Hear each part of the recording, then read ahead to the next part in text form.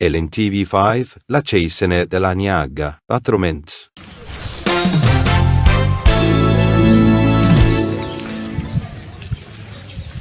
Découvrez le savon au citron Naprose. Il illumine votre teint, resserre les pores et combat les odeurs. 100% naturel et fabriqué au Gabon. Le savon au Quinqueliba Naprose. Purification et protection naturelle. Il apaise et combat l'acné. Fabriqué à la main au Gabon.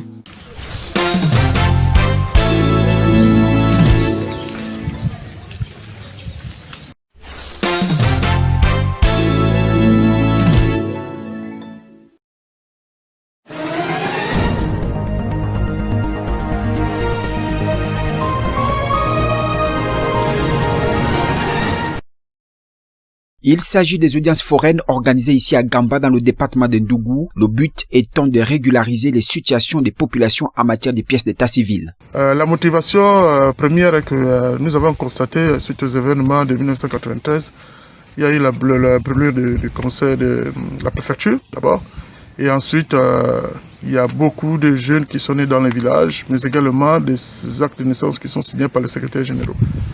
Donc pour pallier à cela, nous sommes autour du recensement de plus de 350 Gambanais et Gambanaises qui aujourd'hui ne sont pas détenteurs d'un acte de naissance conforme.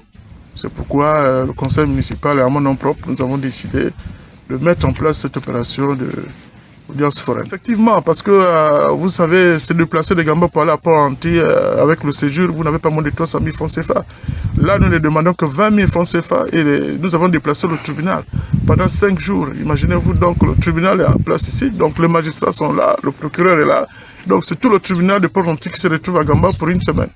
Donc c'est une opération louable. Donc nous espérons que toutes les bonnes volontés, tous ceux qui ont les problèmes des actes de naissance aujourd'hui peuvent venir poser toutes les questions qu'il faut pour que ce problème soit définitivement rayé au sein du département de Ndougou. 5 jours durant, les populations ont cependant eu la possibilité d'expliquer leurs difficultés où d'aucuns se retrouvent sans acte de naissance. Il s'agit ici du bilan de la collecte des données de dénombrement principal du recensement général de la population et des logements RGPL dans la province de la Nyonga et le département de Ndougou, présenté aux autorités locales par Brel Fréli Moussavou, superviseur communal et départemental. Un bilan jugé positif dans son ensemble, malgré les quelques difficultés enregistrées. Il était question de communiquer uniquement sur les éléments relatifs à la couverture. Donc, il n'était pas question pour nous de communiquer des données collectées. On entend par données collectées les données sociodémographiques, donc le nombre de personnes, le nombre de femmes, le nombre d'enfants et autres. C'était juste communiquer sur les aspects techniques, donc comment s'est déroulé le dénombrement, les difficultés rencontrées et à la fin les recommandations apportées à l'endroit du bureau central du recensement. D'abord à la commission provinciale qui, elle, va se charger de transmettre ces informations au bureau central du recensement. C'était un peu en substance l'objet de la communication de ce jour. Démontrant leur attachement à cette opération, les populations ont une fois de plus adhéré à la vision structurante du président de la République, avec toutes les félicitations des agents recenseurs qui se sont résolument impliqués à cet effet. Les populations de la Nyanga ont une fois de plus démontré leur attachement à la vision résolument structurante du président de la République, chef de l'État, chef du gouvernement. C'est sur une note de satisfaction que s'est achevée cette rencontre, avec le sentiment d'un travail bien accompli. L'entreprise en charge du chantier a significativement renforcé ses ressources humaines et matérielles afin de garantir le respect du calendrier établi. Parmi les avancées notables, il convient de souligner la mobilisation et la mise en service effective du deuxième forage, destiné à alimenter en eau le chantier du pont, un élément crucial pour assurer la continuité et l'efficacité des travaux sur cet ouvrage d'art stratégique. De plus, pour accélérer l'exécution des ponts, une troisième niveleuse a été mobilisée, renforçant ainsi la capacité opérationnelle sur ces segments critiques. Des travaux à atteindre 38% et plus. La semaine prochaine, on doit atteindre 40%. Ça, c'est presque certain. Nous voyons l'entreprise en train d'avancer correctement. Parallèlement, afin d'optimiser la logistique du transport du béton, un 4e camion toupie supplémentaire a été intégré au dispositif du site. Ces ajouts témoignent de la planification minutieuse et de l'engagement à surmonter tout obstacle potentiel. On a dépassé la période des terrassements qui nécessitait beaucoup de temps et surtout pour le paysage qui ne changeait pas. Maintenant, la construction du corps de chaussée va rapidement. Dans la fin de le mois de septembre, nous finissons tout le GB pour le projet. Fin de le mois de décembre, je finis tout le projet. Pour arriver à Doussala, en partant de Ndende, on pouvait passer au moins peut-être presque de 6 heures de temps. Mais aujourd'hui, à moins de 30 minutes, nous sommes déjà à Doussala. Donc c'est un grand projet, ça donne quand même de l'emploi aux jeunes gens. Nous avons constaté que les travaux avancent. Au-delà de l'aspect purement technique, le projet intègre une dimension sociale et environnementale ambitieuse à travers des campagnes de sensibilisation ciblées auprès des populations locales et des ouvriers. Ces initiatives visent à promouvoir la sécurité routière, à prévenir la propagation des infections sexuellement transmissibles, notamment le VIH-Sida, dans un contexte d'afflux de main-d'œuvre, à minimiser l'empreinte écologique du chantier et à encourager l'adaptation aux défis posés par le changement climatique. Cette approche chère au gouvernement confirme la volonté de ne pas se limiter à la simple réalisation des infrastructures, mais de construire un développement véritablement durable et inclusif pour le Gabon. La ville de Mandji, dans la province de Langounié, a récemment été le théâtre d'une initiative judiciaire d'envergure, des audiences foraines correctionnelles et civiles gracieuses. Cet événement, marqué par la présence des autorités locales, a vu le traitement de plusieurs affaires, allant de l'abus de confiance à l'escroquerie, au vol, en passant par le détournement des mineurs. Effectivement, on n'a pas donné de coups, mais on l'a un peu secoué pour dire ne nous filme pas, parce que tout va très vite. Quand il manipule le téléphone, il y a une voix qui surgit, plus moi je suis comme ça, il y a une voix qui surgit en disant « Tu filmes !» Le temps d'écouter « Tu filmes », il est déjà touché. Ces audiences, organisées dans un objectif louable de rapprochement entre la justice et les citoyens, visent à sensibiliser les populations aux décisions judiciaires et à faciliter leur accès aux services de la justice. En matière correctionnelle, en premier ressort, déclare Aven Justin coupable du délit de détournement de mineurs. En répression, le condamne à 6 mois d'emprisonnement avec sursis et à 100 000 francs d'amende. Au-delà du traitement des affaires pénales et civiles, cette démarche a également permis de corriger des erreurs matérielles sur les actes d'état civil et d'aider certains citoyens à obtenir des pièces d'identité, contribuant ainsi à redonner leur dignité aux habitants. Ça vous nous fait du bien. Moi, j'espérais, bon, là, c'est même un peu mieux parce que tout le temps, il faut se déplacer pour aller de fois à Mouila, Yézou, tout ça. Nous autres, là, on n'a plus de parents là-bas. Or que sur place, ici, c'est mieux. J'ai prié à Dieu qu'ils doivent continuer comme ça. L'initiative souligne l'importance de rendre la justice plus accessible et compréhensible pour tous, renforçant ainsi le lien de confiance entre les citoyens et les institutions judiciaires. Ces derniers mois, dans le Moyen-Ogooué, 2 personnes ont perdu la vie agressées par des éléphants quand ce ne sont pas simplement les cultures qui souffrent. La direction provinciale des eaux et forêts continue d'empiler les plaintes des populations. Nous sommes à plus de 300 plaintes en matière de conflit homme et faune depuis l'année 2025 jusqu'à maintenant. Le conflit homme-faune n'a jamais autant atteint son paroxysme malgré les barrières électriques. Le défi reste entier. Un arbre qui peut tomber sur le câble de la clôture, qui peut l'endommager et permettre ainsi à un éléphant ou bien à un troupeau d'éléphants d'aller faire des dégâts dans la plantation. Ces animaux causent d'importants dégâts dans les plantations, compromettent les moyens de subsistance de nombreuses familles. Les autorités du pays sont confrontées à un dilemme. Comment préserver l'équilibre entre l'homme et la nature, comme qui dirait, comment ménager la chèvre et le chou? Le Fonds mondial pour la nature, en pleine campagne nationale de sensibilisation, rencontre des communautés locales. Nous avons sillonné aussi bien la commune que le département du Ogooué des Lacs. Nous avons rencontré des communautés, des auxiliaires de commandement. Sa démarche vise à renforcer la coexistence pacifique entre la faune sauvage et l'homme. De gestion du conflit homme-faune, donc qui est basé sur ce qu'on appelle la coexistence homme faune, et donc abrégé C2C, qui est basé essentiellement sur des gestes simples et des pratiques à adopter pour éviter justement cette confrontation entre l'homme et l'éléphant. Éléphants et hommes se livrent un combat de subsistance sans merci. Avec l'appui du VVF ou l'ONG locale OELO, le gouvernement lance un message qui n'oublie personne. Le gouvernement, avec le cadrage des organismes spécialisés en la matière, nous donne l'occasion de nous instruire. Parce que sans instruction, nous ne pouvons pas être bien accompagnés. Les hommes sont suffisamment conscients de l'enjeu et des messages, mais l'éléphant prend-il conscience des souffrances qu'il cause?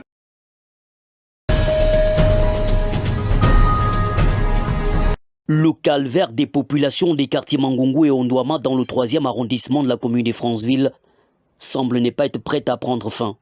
La difficulté d'approvisionnement en eau potable observée dans cette partie de la ville depuis plus de 6 ans est devenue plus qu'infernale. On se réveille chaque 4 heures, 5 heures et on prend les bidons. En général, on fait 3 tours ou 4 tours. Ça dépend. Avec notre frère, il prend le bidon, il met à l'épaule et on fait les tours comme ça. La mère comme moi, 60 ans, pour me débattre à 5 heures pour aller puiser aux pompes publiques, je fais comment? Si on me braque là-bas en route, je fais comment? On va me tuer. À l'âge là, les collines que je me vois avec le panier au dos, je pars grepper la colline là-bas. Après, je vais me réveiller à 5 heures pour aller puiser l'eau. Pourtant, la Société d'énergie et d'eau du Gabon, à travers sa direction régionale Est, avait fait mandater une entreprise pour la mise en place de ce surpresseur dans le but d'augmenter la pression d'eau. Mais depuis plus de 7 mois, les populations s'interrogent sur la date de la mise en service de ce qui demeure aujourd'hui leur unique espoir. Et alors là, on ne sait plus comment faire. Et nous sollicitons l'indulgence du chef de l'État. Parce que là, il n'y a que le chef de l'État qui peut faire quelque chose. Parce qu'on nous dit que l'entrepreneur a préfinancé et il a terminé son travail. Mais c'est à la SG de maintenant ouvrir le suppresseur pour que nous ayons l'eau au niveau de Mangungu. Je demande au président de demander à la SCG de payer l'entrepreneur pour que nous ayons de l'eau. Notons que cette version des populations nous a été confirmée par le maire de cet arrondissement, joint par téléphone, et qui à son tour a pu saisir le directeur provincial de la SEG, qui doit apporter d'éclaircissements sur la non-mise en service de ce surpresseur.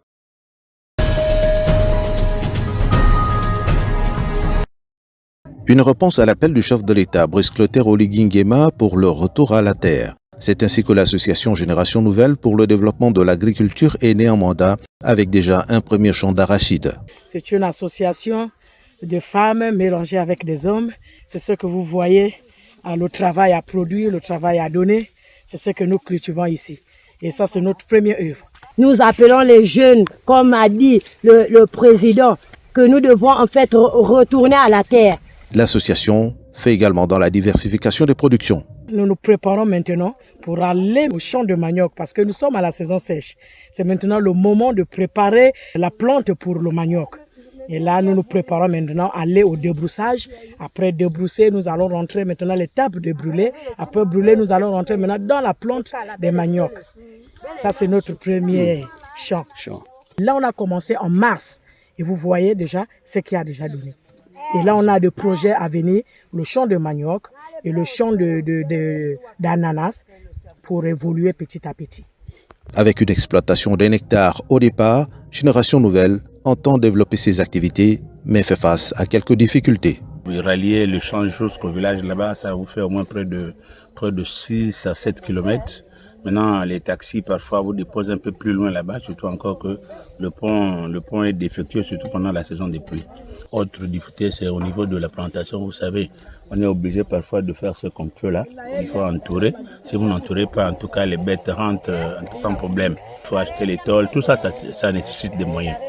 Il faut beaucoup marcher. Mais nous, on a encore un peu la force pour travailler. Il faut nous aider. Hein? Les hérissons sont en train de nous faire le travail ici, là. Avec 8 femmes au départ, l'association compte à ce jour une 50aine de membres volontaires et déterminés. Elle mérite d'être soutenue.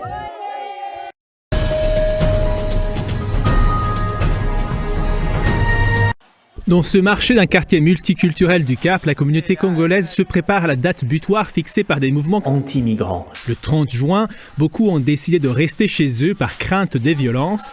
C'est le cas de Tantine, commerçante congolaise installée au Cap depuis 18 ans. Je ne vais pas ouvrir mon magasin, il sera fermé. Nous ne savons pas ce qu'il va arriver le jour d'après et nous n'avons pas d'endroit où aller et où s'échapper. On peut rester à la maison aussi, mais qu'est-ce qu'on fera si les gens viennent nous chercher? Une crainte partagée par les clients du magasin de Tantine. Il faut sois prudent, il ne faut pas partir au travail. Si tu fais le business, il faut rester à la maison. Depuis plusieurs mois, de nombreuses communautés étrangères vivant en Afrique du Sud disent vivre dans la peur. Les appels à des manifestations hostiles aux immigrés ravivent les tensions dans plusieurs villes du pays. Ce climat rappelle les violences de 2008 qui avaient fait 62 morts. Nous avons toujours travaillé au sein des communautés. Nous n'avons jamais eu le sentiment que ces communautés avaient changé de position sur la question de la migration. En revanche, nous avons vu apparaître des personnes qui faisaient campagne, défendaient cette cause et recrutaient des gens pour les rallier à leur mouvement. Mais il ne s'agit pas d'une évolution naturelle de la société sud-africaine, c'est une évolution artificielle. Face au risque de débordement le 30 juin, le gouvernement a annoncé le déploiement de 13 000 policiers, appuyés par plusieurs centaines d'agents de sécurité privés ainsi que par des militaires. Toute personne identifiée comme ayant des comptes à rendre sera prise en charge. Nous pouvons vous l'assurer et assurer aux Sud-Africains que nous travaillons d'arrache-pied et que nous avons confiance en nos plans. Nous disposons d'informations suffisantes, nous sommes pleinement à l'œuvre et toute personne qui enfreint la loi sera traitée sans crainte ni faveur. À l'approche de cette journée sous haute tension, des centaines d'étrangers cherchent à quitter le pays. Au Cap, des ressortissants zimbabwéens attendent devant leur consulat dans l'espoir d'obtenir une place dans un bus pour rentrer chez eux, mais les délais de départ restent incertains.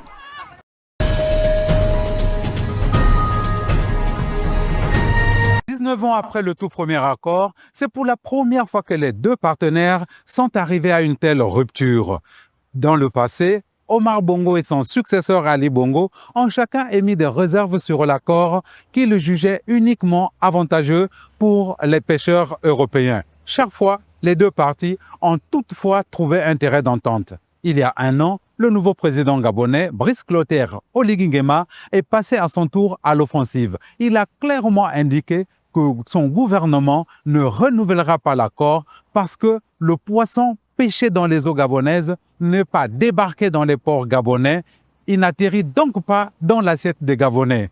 Libreville veut donc que désormais le poisson pêché au Gabon doit être débarqué dans les ports gabonais, transformé au Gabon pour créer de l'emploi et de la valeur ajoutée. Dans un communiqué, la représentation locale de l'Union européenne a annoncé sa disponibilité d'ouvrir les négociations. Le gouvernement gabonais n'a pas encore officiellement réagi.